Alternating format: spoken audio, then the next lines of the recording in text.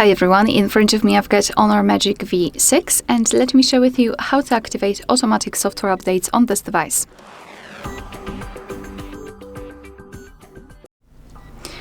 Alright, so if you're not the biggest fan of checking for the updates manually, then all you need to do is to open the settings. Here, let's scroll all the way down and go to System and Updates. And here, go to Software Update.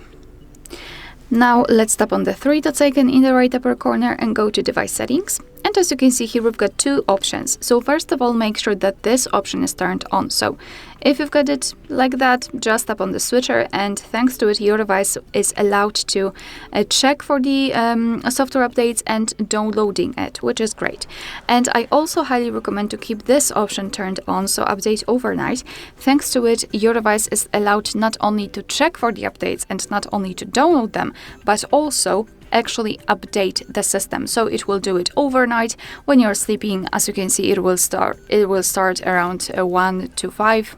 I mean, between 1 to 5 when it is not in use, so